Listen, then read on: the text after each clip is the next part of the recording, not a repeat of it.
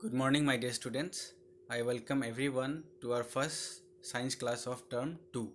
I hope you all have done well in your examinations, and those who could not do so well, you have another opportunity to start fresh and prove yourself that you are also very good in performing well in the examination. So, with that note, let us start our first chapter of term 2, that is changes around us.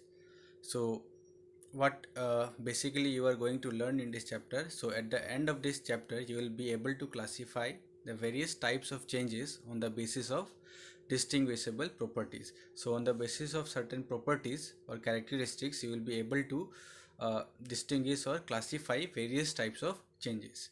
So let's start the chapter. So changes around us.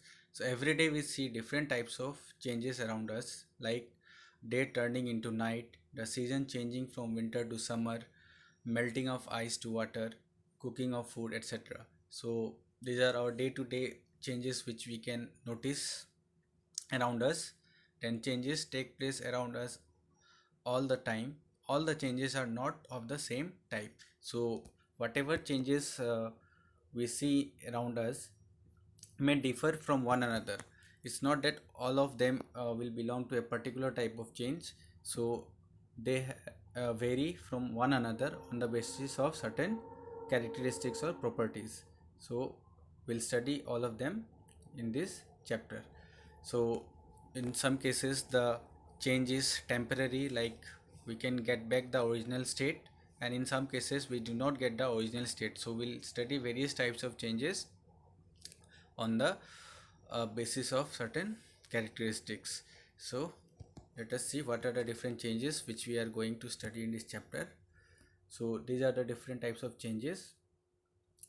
First is natural and man-made changes. So we'll study the difference between natural and man-made changes. Then we also understand what is slow and fast change. Then we'll see what is periodic and non-periodic changes. Then desirable and undesirable changes. Then reversible and irreversible changes. And finally we'll end up with physical and chemical changes. So basically today we are going to cover the first three, that is these are the first three: natural and man-made, slow and fast changes, and periodic and non-periodic changes. So let's first understand the difference between natural and man-made changes.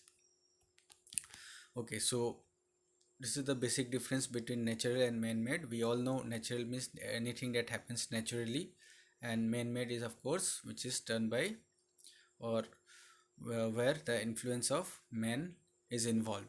So first of all, what is natural change? Changes brought about by nature.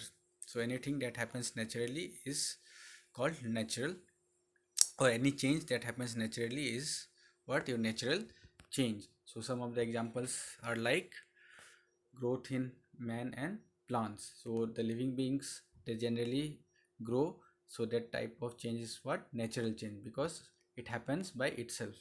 Then change in seasons brought about by nature. So changing of winter into summer or autumn or spring, so these are the different seasons which keep on changing, so that happens naturally.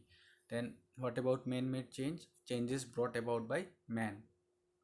So examples such as burning of fuels and chemical reactions, then conversion of iron to steel. So these are some of the changes which are this particular change is done where in the industries, and who does this? The human being. So these are man-made changes. So this is the basic difference between what natural and man-made changes. Then slow change and fast change. So by the word itself you will understand that some changes they occur very fast, and on the other hand some changes they occur over a very long period of time. So changes which occur very slowly over days, month or years are called what? Slow change.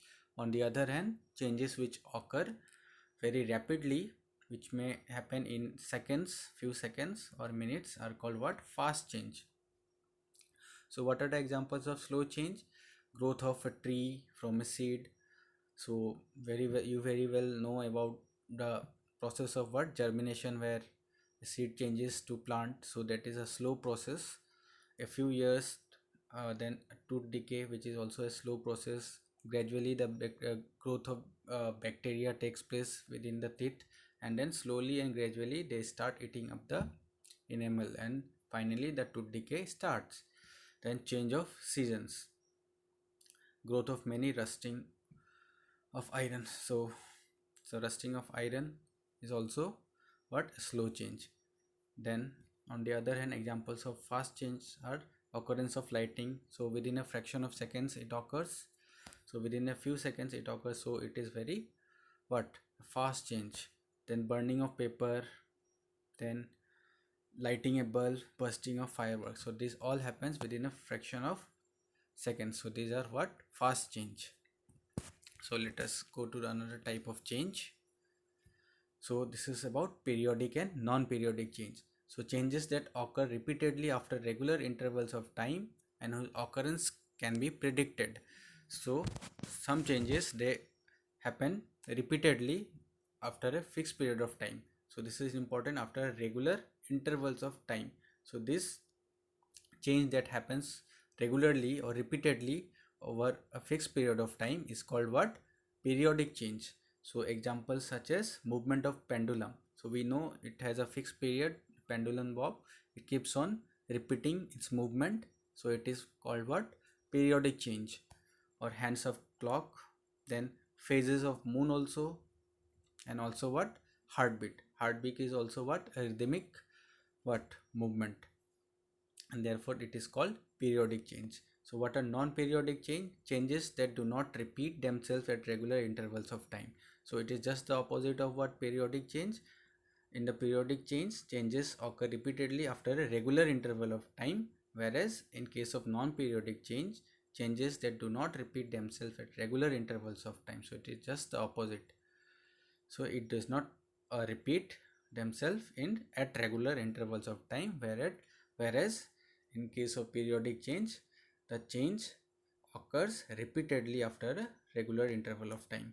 Now examples of non-periodic changes are like natural phenomena like earthquake. So we never know when earthquake will occur, that is, it is unpredictable, whereas periodic changes are what, predictable. We know that after a fixed period of time they are going to repeat, but we can't say anything about earthquakes or cyclones because they are non-periodic, or we can't predict about their occurrence. So these are like earthquakes, cyclones and volcanic eruptions. So these are some of the changes. I just request you to go through the book and try to understand these changes, and in the next class we'll discuss about the other types of changes and their differences. So that's all for today's class, my dear students. Thank you very much.